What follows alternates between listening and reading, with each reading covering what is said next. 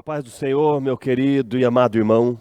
Nós estamos aqui mais uma vez nesta manhã de domingo, iniciando mais uma escola bíblica dominical. Eu louvo a Deus pela sua vida, pela vida da sua família, por essa oportunidade que nós temos aqui nesta manhã de estarmos meditando na palavra de Deus. Essa escola bíblica tem como presidente o nosso pastor Cisac Valadares, e nós humildemente estamos aqui para ministrar a lição. E hoje a lição que nós estudaremos é a lição de número 13. Estamos encerrando mais um trimestre abençoado, onde nós pudemos aprender sobre o chamado das Escrituras ao quebrantamento e ao poder de Deus. O tema desse trimestre que nós encerraremos hoje é Aviva a Tua Obra. É um tema extremamente atual, e a igreja contemporânea precisa clamar por esse avivamento. Nós vamos dar início nessa escola bíblica fazendo uma oração, e eu gostaria de convidá-lo para fechar os seus olhos, para pedir a Deus discernimento, iluminação, para que o Espírito Santo ilumine nossa mente enquanto vamos aqui meditar na palavra de Deus. Querido Deus e eterno Pai, nós estamos em Tua presença nesta manhã. Peço a Tua bênção, peço a Tua graça, peço que o Teu Espírito Santo venha e ilumine nossa mente, abra o nosso entendimento, para que possamos conhecer, aprender e viver na Tua santa, doce e amável palavra. Que o Senhor trabalhe em nossos corações e nos ensine ainda mais nesta manhã, Pai, a buscar o verdadeiro avivamento e a sermos avivados no Teu Espírito Santo. Peço a Tua bênção e Tua direção em nome de Jesus. Amém, meus amados? Bem, a lição de hoje, a lição de número 13, tem por título Aviva, ó Senhor, a Tua obra. Se nós fizermos aqui simplesmente aqui uma análise daquilo que nós estudamos nesse trimestre, eu gostaria até de compartilhar com você como nós fomos nos aprofundando nesse tema. O pastor Elinaldo Renovato, que foi o escritor dessa lição, como ele nos levou, ele nos conduziu para um aprofundamento desse tema relacionado ao avivamento. Na primeira lição, nós estudamos a respeito do avivamento espiritual. A necessidade que nós temos na nossa vida espiritual de estar avivada. A lição de número 2, nós estudamos sobre o avivamento no Antigo Testamento, onde nós pudemos ver que já existiram focos do avivamento lá no Antigo Testamento. Na lição de número 3, nós vimos o avivamento no Novo Testamento, a vinda de Jesus que iluminou os homens e depois o Espírito Santo e a forma como o Espírito Santo agiu na vida dos homens em todo o Novo Testamento. A lição de número 4, nós estudamos a respeito do ministério avivado de Jesus. A lição de número 5, o avivamento na vida da igreja. A lição de número 6, o avivamento no ministério de Pedro. Os irmãos se lembram quando Pedro, cheio do Espírito Santo, foi avivado ali no capítulo 2 de Atos dos Apóstolos, e depois tomou a frente quando eles acharam que o povo que estava falando em outras línguas estavam cheios de mosto, estavam embriagados, e Pedro toma a frente, cheio do Espírito Santo, e prega a palavra do Senhor, e mais de 3.000 almas se convertem. Então vemos aí o ministério avivado de Pedro. A lição de número 7, vimos a respeito de Estevão, um mártir avivado. Um homem que até na hora da morte estava cheio do Espírito Santo, com ousadia pregou a palavra e viu os céus abertos e o Filho do homem e Jesus em pé à direita de Deus. Na lição de número 8, falamos sobre o avivamento espiritual no mundo. A lição de número 9, o avivamento pentecostal no Brasil. Na lição de número 10, o avivamento na vida pessoal. Lição 11, o avivamento e a missão da igreja. Domingo passado estudamos sobre vivendo no Espírito, como ser ou andar uma vida cada vez mais próxima de Deus e o Espírito Santo tomando conta, possuindo as nossas vidas e assim a gente caminhar numa vida cheia do Espírito. E hoje nós encerramos estudando a lição de número 13, Aviva, ó Senhor, a tua obra. O texto de referência da lição que nós estudaremos hoje se encontra no livro do profeta Abacuque, no capítulo 3, no versículo 2. Texto áureo. Ouvi, Senhor, a tua palavra e temi. Aviva, ó Senhor, a tua obra no meio dos anos. No meio dos anos a notifica. Na ira, lembra-te da misericórdia. Abacuque, capítulo 3, versículo 2. A verdade prática, que é aquilo que nós podemos extrair de verdade para a nossa vida, é vontade de Deus avivar a sua obra nestes últimos dias, até que o Senhor Jesus volte. A leitura bíblica em classe está baseada no livro do profeta Abacuque, no capítulo 3, os versículos 1, 2 e do 16 ao 19. Vamos ler a leitura bíblica. Oração do profeta Abacuque, sob a forma de canto. Ouvi, Senhor, a tua palavra e temi. Aviva, ó Senhor, a tua obra no meio dos anos. No meio dos anos a notifica. Na ira, lembra-te da misericórdia. Ouvindo-o eu, o meu ventre se comoveu. À sua voz tremeram os meus lábios. Entrou a podridão nos meus ossos e estremeci dentro de mim. Descanse eu no dia da angústia, quando ele vier contra o povo que nos destruirá. Porquanto, ainda que a figueira não floresça, nem haja fruto na vide, o produto da oliveira minta, e os campos não produzam mantimento, as ovelhas da malhada sejam arrebatadas, e nos currais não hajam vacas. Todavia, eu me alegrarei no Senhor, exultarei no Deus da minha salvação. Jeová, o Senhor é minha força, e fará os meus pés como os das servas, e me fará andar sobre as minhas alturas.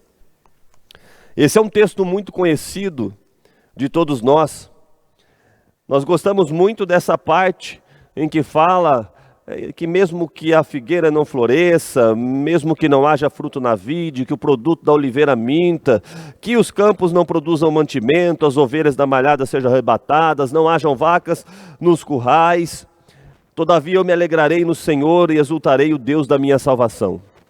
Mas o contexto histórico desse livro, ele mostra, o contexto histórico de Abacuque, ele mostra uma situação deplorável no meio do povo dos judeus. O Reino do Norte já havia sido deportado para a Síria. Mais de 100 anos depois, a nação de Judá, que era o Reino do Sul, estava vivendo um caos moral e espiritual. Este livro do profeta Abacuque fora escrito possivelmente entre 605 e 597 a.C., bem no período em que os babilônios ou os caldeus se elevaram como maior potência mundial e invadiram algumas nações, e inclusive invadiu Judá e os levou cativo.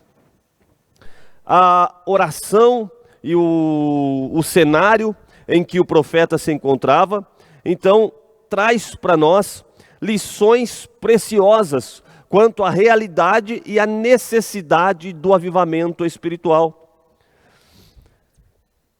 Traz também a urgência de vivemos um tempo de angústia pelos pecados e de compromisso com a palavra de Deus e também de oração incessante, rogando a presença de Deus como rogou o profeta. Aviva, ó Senhor, a tua obra. Os objetivos da lição nesta manhã são os seguintes. Primeiro, enfatizar a palavra de Deus como um elemento fundamental do avivamento.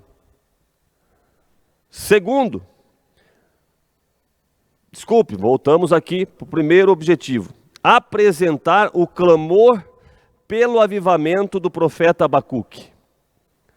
Segundo tópico, segundo objetivo, enfatizar a palavra de Deus como elemento fundamental do avivamento. E o terceiro objetivo, conscientizar a respeito da necessidade de um verdadeiro avivamento. Na introdução da nossa lição, o comentarista assim escreve: encerraremos este trimestre com o clássico texto do profeta Abacuque. Quando falamos de avivamento, o primeiro versículo que nós lembramos é o versículo do profeta Abacuque. Aviva, ó Senhor, a tua obra, que é o texto de Abacuque capítulo 3, versículo 2.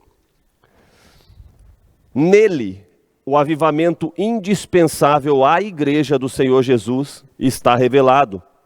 O clamor do profeta por um avivamento para seu povo deve ser o clamor da igreja nestes últimos dias. Nunca houve uma necessidade tão premente de a igreja visível ser poderosamente avivada por Deus. As forças do mal tentarão pará-la, mas não prevalecerão, porque Jesus é o dono da igreja.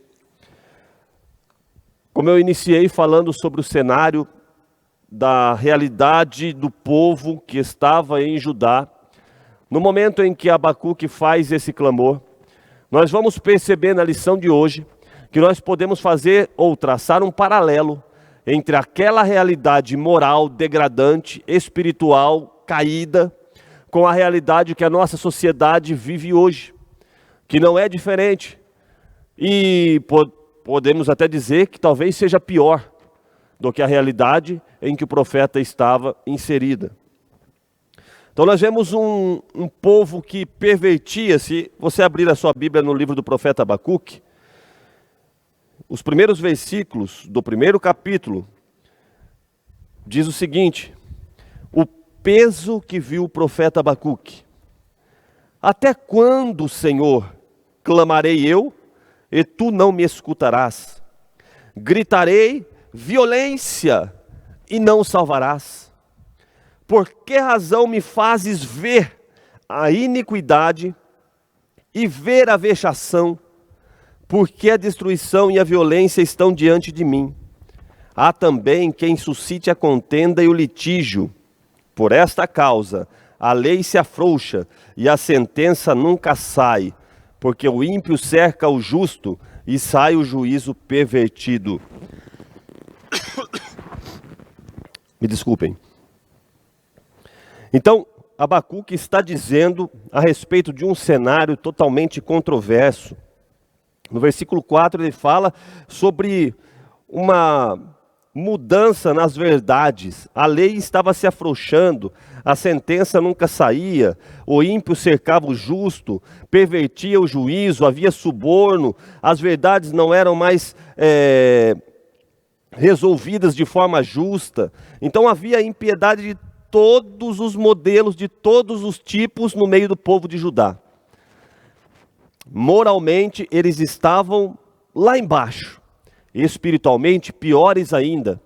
Diziam servir a um Deus, mas se misturavam com outros deuses e viviam um momento de idolatria, em que adoravam deuses de outras nações pagãs, não se preocupavam com as verdades, o templo era profanado, os sacerdotes viviam uma falsa religiosidade, o cenário era terrível. E Deus despertou no profeta um sentimento, e é aí que inicia a nossa lição e esse despertamento sobre como Deus age para levantar homens e mulheres que sintam a realidade pecaminosa que o povo ao seu redor está vivendo. Então nós vamos ver que o avivamento ele começa com um sentimento de angústia, de uma pessoa que está ligada a Deus, de uma pessoa que tem comunhão com Deus e começa a se sentir angustiado pelo pecado do povo. Abacuque conseguia perceber a realidade espiritual do povo ao seu redor. E ele clamava a Deus a respeito de uma mudança. Abacuque orava constantemente, era um homem de oração, e ele pedia a Deus: Senhor, olha o que está acontecendo, está havendo violência, vem nos salvar, olha o cenário que nós estamos vivendo espiritual, traz uma solução para nós, traz uma salvação para esse povo. Essa era a oração do profeta, era um clamor de quem desejava ver o bem da nação.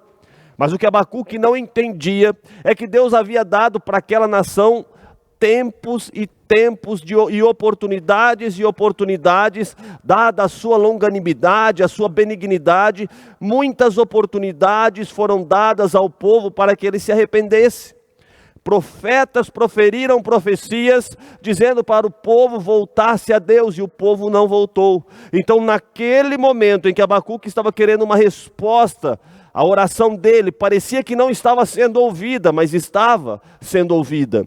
Porém, Deus tinha outros planos para realizar com o povo. E o plano que Deus tinha para realizar com o povo era um castigo severo. Porque somente através deste castigo, e a história vai nos mostrar depois, que o cativeiro babilônico, esse castigo severo que o povo judeu sofreu, alterou a adoração do povo. Nunca mais o povo, depois de ter saído do cativeiro babilônico, adorou a outros deuses. A idolatria saiu do coração do judeu por causa do cativeiro babilônico. O castigo produziu um fruto. Então, quando Abacuque vê essa situação toda, ele vai aos pés do Senhor. E ele tem esse sentimento de angústia pelo pecado do povo. E ele começa a orar. E o Senhor fala para ele. E fala com ele. Mas o que o Senhor ia fazer seria um juízo. Não seria uma reforma espiritual naquele momento, seria um castigo, porque o povo precisava sofrer esse castigo para ser transformado. E Abacuque passa a não entender naquele primeiro momento, porque Deus fala para ele que levantaria uma nação que era mais ímpia do que os judeus, porque os babilônios eram perversos. Eles tinham um panteão de adoração de deuses mais absurdos, e eles eram violentos quando eles conquistavam uma nação, eles eram violentos com as mulheres, com as crianças, com os homens, com os reis, eles aprisionavam, eles matavam, eles arrastavam pelas ruas. Isso parecia um absurdo, como que Deus usaria uma nação mais ímpia para corrigir um povo que era o povo de Deus, por mais pecador que ele estava. E aí Deus começa a revelar o seu propósito para Abacuque, que Deus tinha um projeto nisso, e que aquela nação ímpia também teria a sorte dela, ou ela também seria punida no momento certo. Mas aqueles homens ímpios viviam na impiedade porque não conheciam a Deus. O juízo deles viria, porque apesar deles não conhecer a Deus como os judeus conheciam, Deus também se revelava a eles através da consciência e através da natureza, da revelação geral. Como o apóstolo Paulo deixa muito claro no seu primeiro capítulo da sua carta aos Romanos, falando que os homens são indesculpáveis. Então os babilônios, apesar de não ter um relacionamento com Deus, eles também eram indesculpáveis, porque Deus de alguma forma, através da consciência, ou através da natureza, da sua revelação geral, se mostrou para os homens. Todos os homens não serão indesculpáveis diante do justo juízo de Deus, porque Deus de alguma forma se revelou a todos.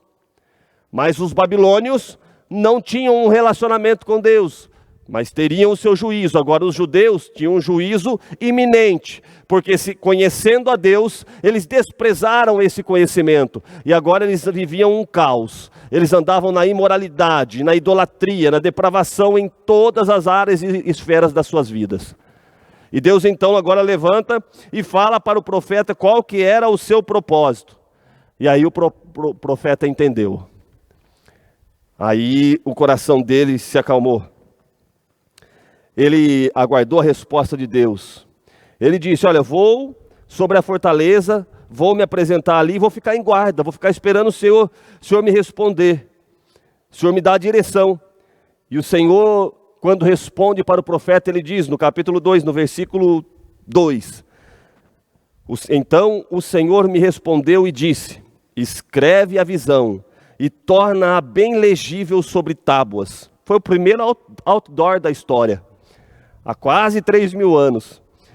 O primeiro outdoor da história, Deus falando para o Abacuque, escreve e torna essa resposta, essa visão bem legível, para que todos que passem, mesmo que passem correndo, possam ler. E aí ele começa a falar sobre o tempo determinado, começa a falar sobre as coisas que aconteceriam. E aí no capítulo 3, o profeta Abacuque faz a sua oração sob forma de canto.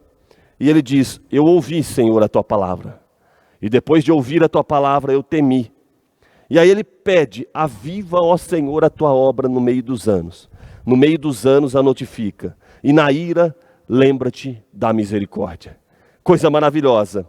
Eu fiz essa introdução, esse cenário, para a gente se contextualizar na realidade que o profeta estava vivendo. Para que a gente entenda sobre a necessidade que nós temos de sentir o mesmo sentimento que o profeta sentiu em relação ao povo e à realidade espiritual.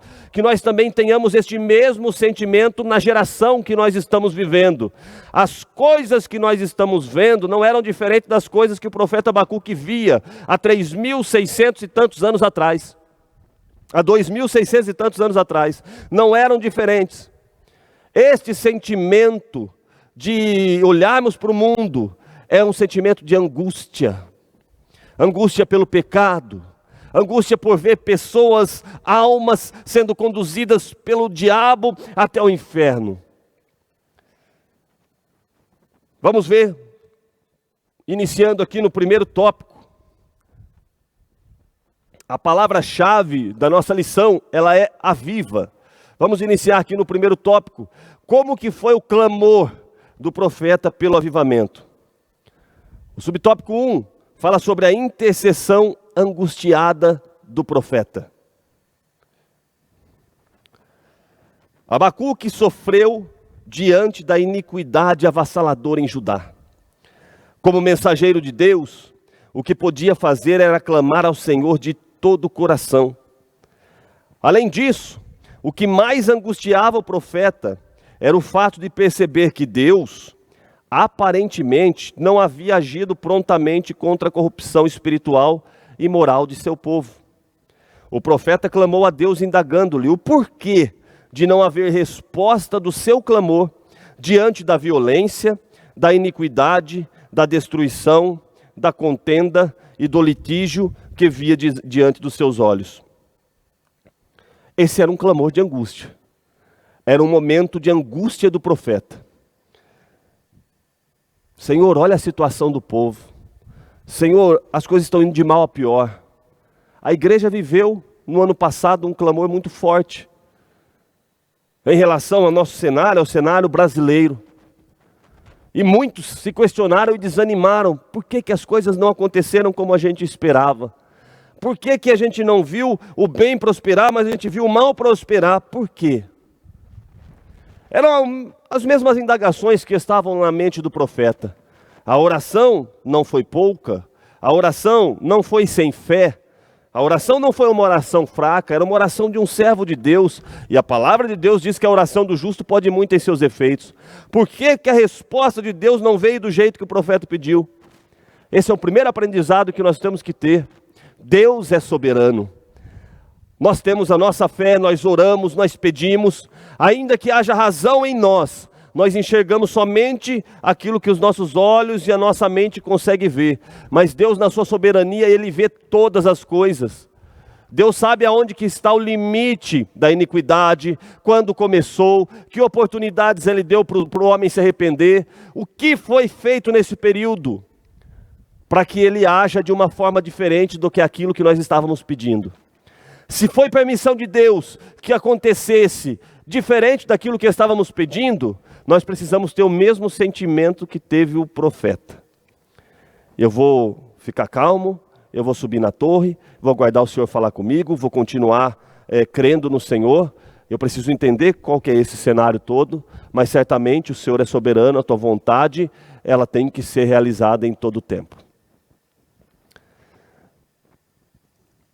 O subtópico de número 2 fala sobre a aparente indiferença de Deus.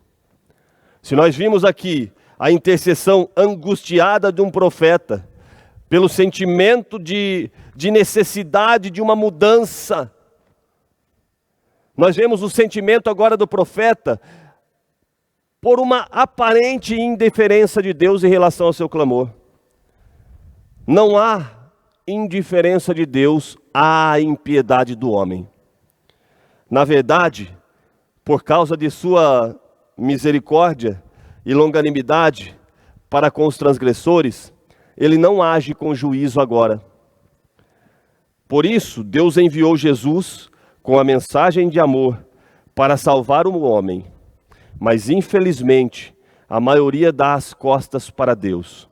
Entretanto, haverá um dia em que ele responderá a todos os que desprezam sua palavra, conforme está escrito, Salmo 9, verso 17.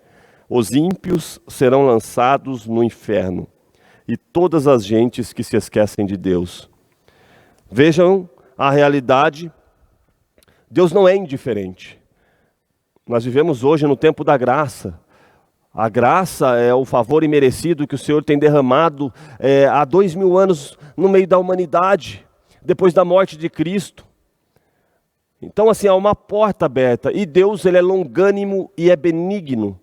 Por que os homens não são fulminados imediatamente quando ele se contrapõe a Deus? Porque Deus, ele é amor, ele é longanimidade, ele é benignidade. Então, a taça da ira de Deus, ela é grande, mas vai chegar uma hora, tem um momento certo que está determinado, em que o juízo de Deus virá para todos os homens. E aí serão grandes, serão pequenos, serão ricos, serão pobres, poderosos e pouco poderosos. Todos eles hão de reconhecer o verdadeiro Deus e dar resposta em relação aos seus atos. Todos, sem exceção. Então Deus está cuidando de todas as coisas.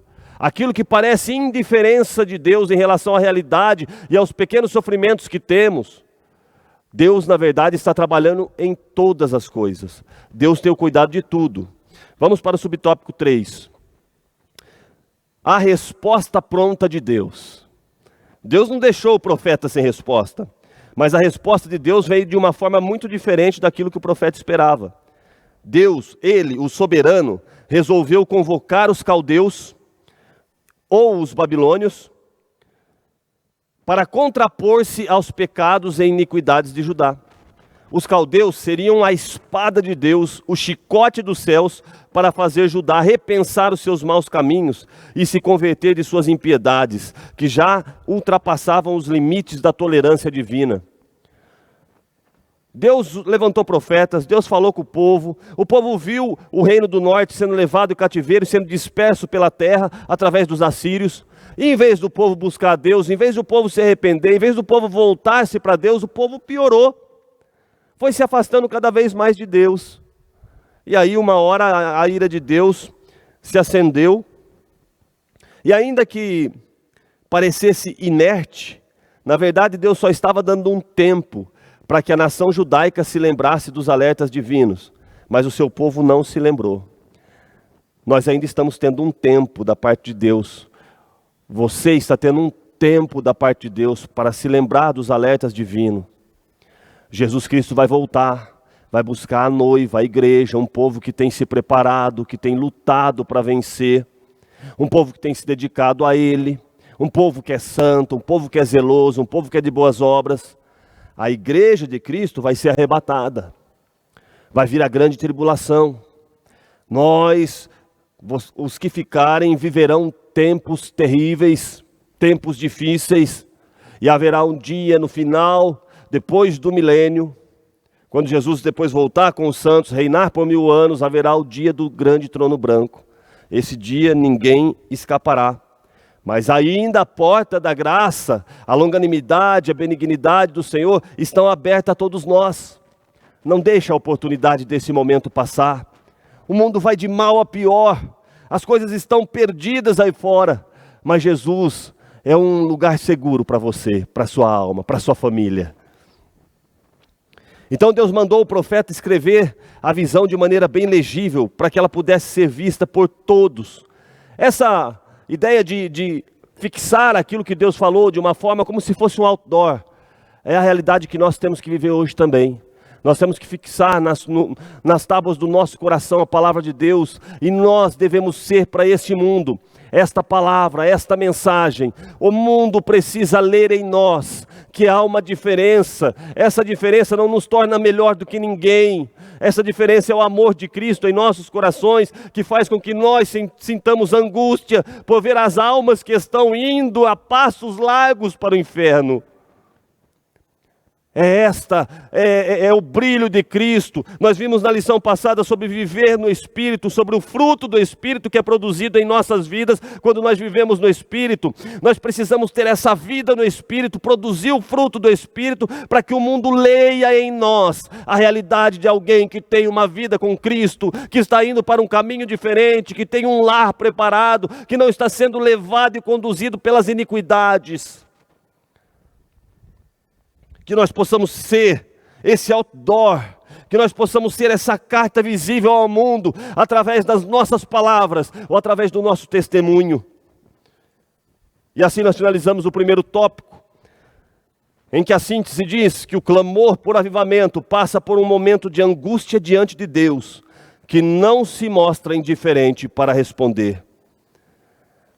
É um chamado para a angústia.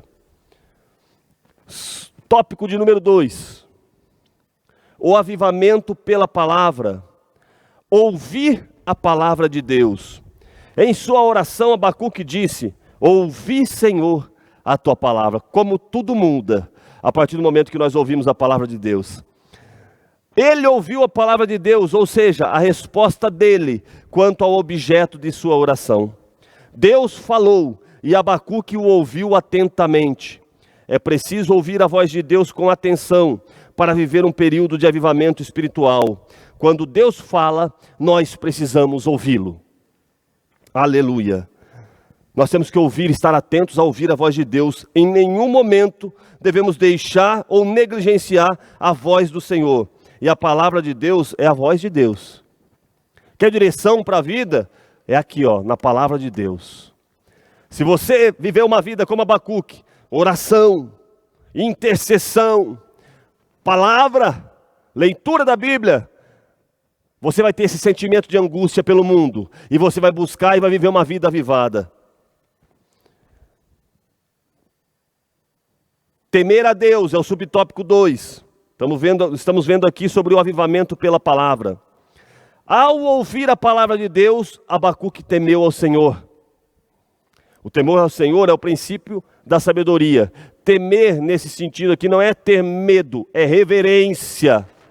Deus é santo, Deus é justo, Deus é o soberano, criador de todas as coisas. É um sentimento de reverência, ao olhar para nós como pecadores, frágeis, pequenos, débeis, mas olhar para o Senhor na sua grandeza, ouvir a voz do Senhor. Só do Senhor direcionar a sua voz para nós, já é motivo de nós temermos ao Senhor. É preciso ouvir a voz de Deus e temê-lo. Não pode haver um avivamento sem temor ao Senhor. Nós precisamos ressaltar, porém, que o temor ao Senhor nada tem a ver com medo, pavor ou terror. A expressão remete à reverência em todas as esferas da vida. Um sentimento de profundo respeito diante do Criador.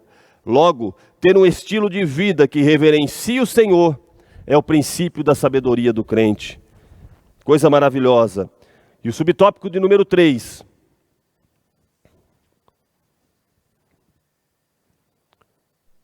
Clamor pelo avivamento. Abacuque roga a Deus que avive a sua obra.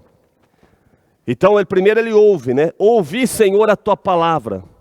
Segunda ação, eu temi, eu senti temor. A terceira ação de Abacuque, depois de ouvir, temer, ele clama: aviva, ó Senhor, a tua obra no meio dos anos. No meio dos anos a notifica, e na ira lembra-te da misericórdia.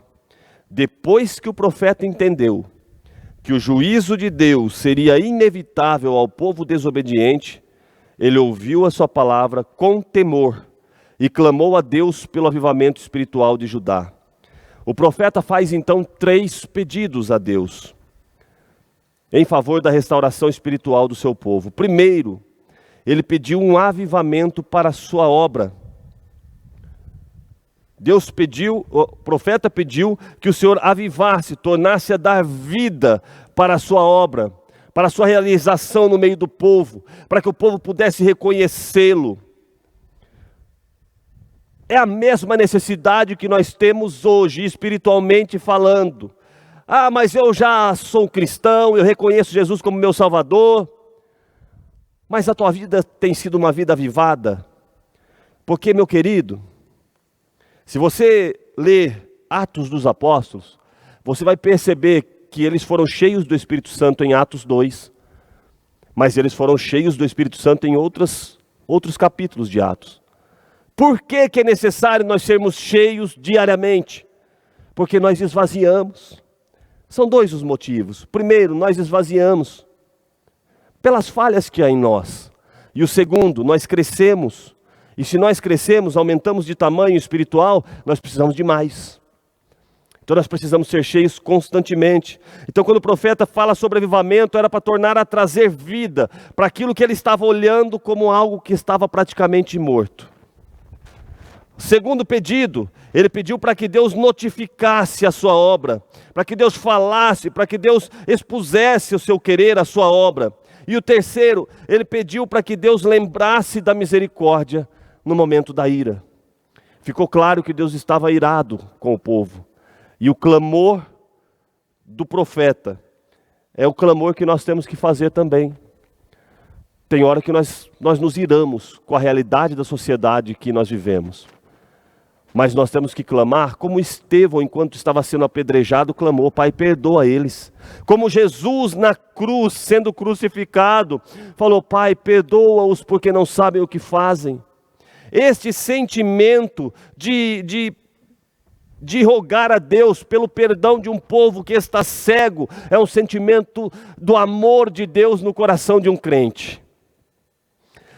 Do amor de Deus no coração de um cristão. Nós temos que clamar. Ainda que nós estamos vendo violência, ainda que nós estamos vendo depravação, ainda que nós estamos vendo maldade, nós temos que clamar para que o Senhor tenha misericórdia destas almas, dessas pessoas que estão agindo cegamente, conduzidos pelo inimigo das nossas almas.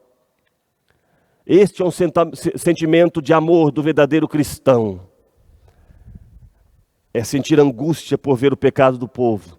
E é clamar para que Deus tenha misericórdia deles, ao mesmo tempo que clamamos e temos em nossa vida a presença do Espírito Santo e frutificamos, e somos para esse mundo como uma mensagem, ou como um mensageiro, como uma carta aberta. Então são várias ações que o Espírito Santo de Deus trabalha através das nossas vidas, para que nós possamos vivenciar esse avivamento. Se vocês perceberem, o livro do profeta Abacuque, ele vive em si um avivamento, apesar de que tudo ao seu redor estava deplorável, mas ele tinha esse relacionamento. Então nós vamos ver aqui que esse relacionamento e esse avivamento começa por mim. Eu não posso ficar esperando outro fazer, eu tenho que começar. E se isso acontecer em mim, de repente vai acontecer em outro, porque nós nunca estamos sozinhos. Sempre tem mais alguém com o mesmo sentimento. Deus sempre tem alguém em quem Ele está tocando, para que sinta o sentimento que Ele tem em relação ao povo. Sintetizando o tópico de número 2, o avivamento pela palavra de Deus produz temor ao Senhor. Pela sua palavra, o povo de Deus deve clamar por avivamento. Vamos ao tópico 3. Avivamento é uma questão de vida ou de morte. Muito sério isso. Ou nós nos avivamos, ou o Espírito Santo nos aviva, ou nós clamamos por avivamento, ou nós nos aprofundamos em buscar a Deus, ou nós iremos morrer espiritualmente. Essa é uma realidade fatídica. Então, avivamento é uma questão de vida ou de morte. Nunca a igreja precisou tanto de avivamento. Nós precisamos de avivamento para termos vida com Deus, para estarmos vivos espiritualmente e para levarmos esta vida ao mundo que perece. Subtópico 1, o clamor pela misericórdia de Deus. Então, além de clamar por avivamento, Abacuque clamou pela misericórdia do Senhor, diante das terríveis consequências do juízo divino sobre a nação impenitente. Era uma questão de vida ou de morte. Por isso ele suplicou: na ira, lembra-te da tua misericórdia. O profeta sabia que diante da decadência espiritual e moral do povo, se Deus não tivesse misericórdia, todo esse povo pereceria ante ao peso da mão do Senhor sobre suas maldades. Depois de orar, depois de clamar a Deus, depois de ouvir a voz do Senhor, o profeta então entendeu a realidade do povo e entendeu como estava a ira de Deus com o povo, entendeu a longanimidade, quanto que Deus estava dando oportunidades. E aí, cheio do Espírito Santo, ele não se esqueceu de que Deus é justo, mas também é misericordioso. E como se precisasse, obviamente que não precisa, mas ele faz um lembrete: Senhor, na ira, lembra-te da misericórdia. Que coisa linda esta oração, este pedido do profeta. Olha, eles estão fazendo tudo errado. Realmente, agora eu reconheço, eles merecem esse juízo. Agora eu entendo porque eu estava clamando para o Senhor resolver esse problema e o Senhor tem uma outra forma de agir. É merecido, eles merecem muito mais do que isso. Mas lembra-te, Senhor, lembra-te da tua misericórdia. Essa oração eu posso fazer, essa oração você pode fazer também. Porque nós somos falhos, nós somos pecadores, nosso povo é falho, nossa nação é falha, os homens são falhos. Eu posso orar para o Senhor lembrar-se da misericórdia, quando os meus pecados que já foram perdoados, mas quando eu erro, Senhor, tem misericórdia de mim. A misericórdia do Senhor é a causa de nós não sermos consumidos. Então, por causa da misericórdia do Senhor, esse clamor de Abacuque, coisa linda, lembra-te, Senhor, da tua misericórdia. Era um pedido para Deus ser mais brando com o povo. E no subtópico 2, nós vemos: Deus é misericordioso. Abacuque sabia disso. O profeta sabia que Deus ouve as orações das pessoas que pecam, mas que se arrependem sinceramente de seus pecados e buscam a face do Senhor. Talvez você viveu a sua vida toda até hoje, toda atrapalhada, toda distante de Deus, e aí alguém diz para você: você não tem mais jeito, não tem mais saída para a sua vida. Em Jesus tem. Em Jesus tem saída. Se você crê em Jesus, Ele apaga todas as suas transgressões, todo o seu passado. Por quê? Porque Deus é misericordioso. Deus é misericordioso. A Bíblia relata o episódio de Davi, que preferiu cair nas mãos de Deus por causa das suas misericórdias. 1 Crônicas, capítulo 21, versículo 13. Caia eu, pois, nas mãos do Senhor. Ele tinha 3 opções: praga, peste ou cair na mão de Deus. Caia eu, pois, na mão do Senhor, porque são muitíssimas as suas misericórdias, mas que eu não caia nas mãos dos homens. Entre as opções que Deus deu para Davi, era fome, era peste, ou era cair na mão do Senhor. Ele preferiu cair na mão do Senhor. A maior percepção a respeito do caráter misericordioso de Deus teve o profeta Jeremias, quando declarou, Lamentações 3:22, as misericórdias do Senhor. Jeremias, que era contemporâneo, vivia esse mesmo período de angústia na alma que viveu Abacuque. As misericórdias do Senhor são a causa de não sermos consumidos, porque as suas misericórdias não têm fim. Subtópico de número 3. Clamemos a Deus. Atualmente, podemos afirmar que a depravação moral do mundo se tornou endêmica. É constante, é contínua, já é natural, já faz parte da vida da sociedade. Em grande parte, não há mais o menor sentido de vergonha e de pudor. A iniquidade não é apenas praticada individualmente ou por alguns grupos, mas a iniquidade está institucionalizada na nossa sociedade e ainda tem apoio legal. Há poucos anos, governos culturalmente autoritários incluíram em suas agendas a institucionalização do aborto, do falso casamento gay e da ideologia de gênero. Ainda mais, há igrejas que dizem ser cristãs, aprovam essas abominações, a pretexto de serem igrejas inclusivas, aceitam a depravação moral como norma e realidade posta, alegando que Deus é amor e por isso não exclui ninguém. A Bíblia, porém, diz: segui a paz com todos e a santificação. Ser santo, porque Deus é santo. Ser santo é ser separado das práticas deste mundo, é entrar nas práticas que a palavra de Deus nos ordena, porque automaticamente ao entrar nas práticas que a palavra de Deus nos ordena, você vai ser separado do mundo, porque o mundo pratica coisas que não estão aqui, que a palavra de Deus abomina, sem a qual ninguém verá o Senhor. Certamente o juízo de Deus não tardará. Portanto, devemos fazer a mesma oração do profeta Abacuque: na ira, lembra-te da misericórdia. A sociedade hoje vai de mal a pior. Você ouviu o que nós lemos aqui a respeito daquilo que nós estamos vivendo, a nossa sociedade está vivendo. Que nós possamos preservar a palavra, que nós possamos manter-se na palavra, que nós possamos defender, fazer apologia da verdade, do Evangelho, defendendo as verdades cristãs. Se o mundo, se as leis, se os homens disserem que nós estamos errados, que a palavra de Deus está errada, nós continuaremos com a palavra.